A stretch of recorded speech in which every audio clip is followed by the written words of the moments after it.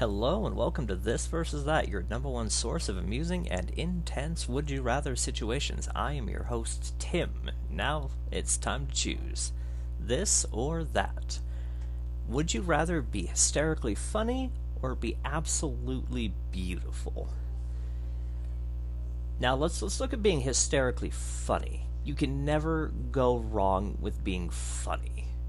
And I'm under the assumption that you're the guy that everybody thinks is hilarious. Like, every joke that you say lands, everybody thinks it's funny, everybody's sharing your jokes. That sounds like a pretty good idea. The only downside I could see to it would be, like, I want people to be able to take me seriously too. I don't want people to look at me and not think that I could take any situation seriously or that I'm always going to crack jokes. So that's a good question. So let's just go under the assumption that it's just whenever you tell jokes. Not everything that you say is going to be a joke, but every joke that you say just lands.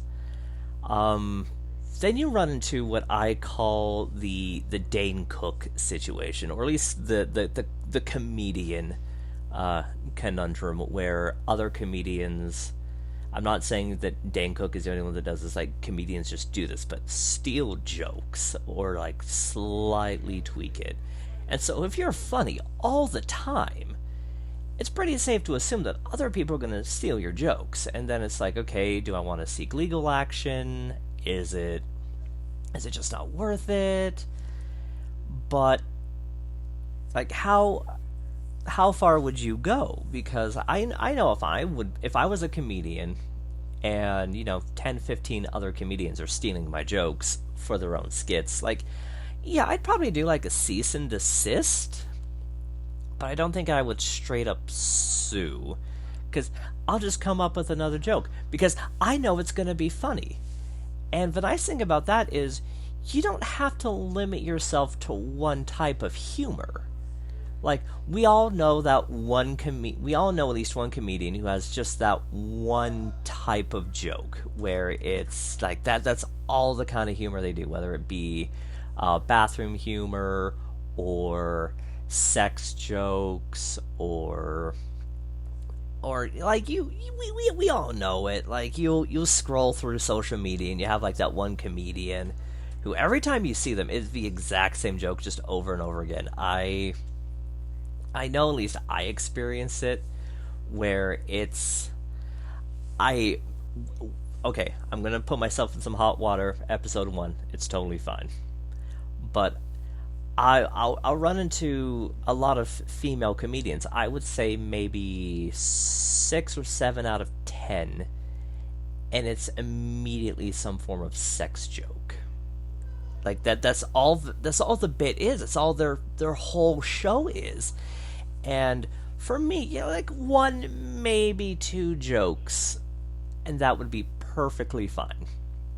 But when you're doing like a whole hour of it, like, then you just become boring. And men, we do it too. We certainly just do nothing but we have that problem where it's just that one type of joke. And I've run into many male comedians where it was just a whole bunch of sex jokes, and it's boring. So I going back to being hysterically funny, is that a kind of target I would want to put on myself? Because I'm going to make enemies if I was funny. Like, if you are really good at anything, people who are not as good as you are going to have problems with you. That is just a fact. There is absolutely no way around it. You can't avoid it. All you can really do is decide what you're going to do when that heat comes your way. So, with that out of the way, let's go to being absolutely beautiful. The good thing is, I'd be attractive. People love the idea of being attractive. The question we have to ask ourselves is, by what beauty standard? Because anyone who's paid attention to beauty and fashion over even the last 5 to 10 years the standard idea of beauty has changed significantly. Like, you look at some cultures like 20, 30 years ago, and if you wanted to be quote unquote beautiful, you had to be heavier set. You had to have a little bit of loving, or like have the crazy hair. And now it's, you quote unquote need to be skinny, you need to have muscles, you need to be toned, you need to have sparkling eyes, you need to have full beautiful lips, you need to be perfect. And yeah, it would be absolutely amazing to get the compliment of, "Oh yeah, you're attractive, you're beautiful. That's fantastic." At least for me, the biggest compliment I ever get about my physical looks are my eyes. And I absolutely love that. I love that there is some physical part of me that people find attractive. And I kind of appreciate that. Would I want everything about me to be absolutely perfect or absolutely beautiful and gorgeous? I don't know. Because yeah, I can become like a model, I could become a quote unquote actor. Okay, no, I could not become an actor. I would just be a very beautiful person on a screen. Just because you're gorgeous does not mean you know how to act. There is a difference. And it annoys me to high heaven that people will get roles in movies or in TV shows just because they are attractive. Could be as entertaining or as lively as a plank of wood, but they will still get a leading role in a movie because they're jacked. And that is dumb. But going back to the same problem that we had with being hysterically funny, like, you're going to make enemies. Like, people are going to be bitter.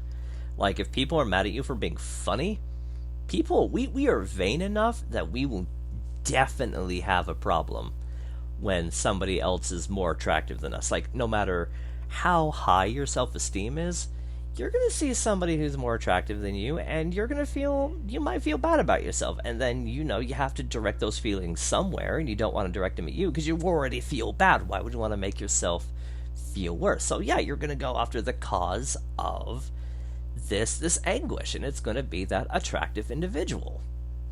So yeah, you're putting a huge target on you at that point. But at the end of the day, if I had to choose between being hysterically funny or being absolutely beautiful, I would say I would rather be hysterically funny.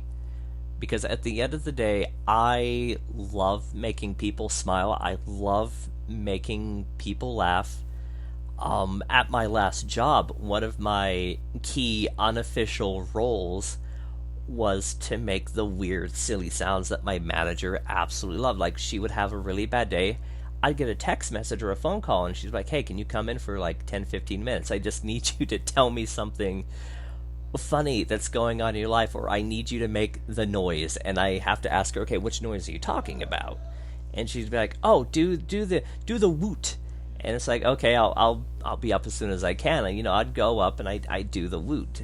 I feel like I would be happier being hysterically funny, because you're always going to be funny, but you're not always going to be beautiful. And being funny, you can impact people in a positive way, because everybody needs cheering up, and it's a lot easier to cheer people up with a joke than it is to say, "Hey, look at how beautiful I am. Look at my six-pack. Look at my abs. Look at my muscles. Look at my eyes. Look at the rest of these peasants. Now look back at me. I'm gorgeous. Your day's feeling better. You're feeling totally better now that you've gotten a look at me.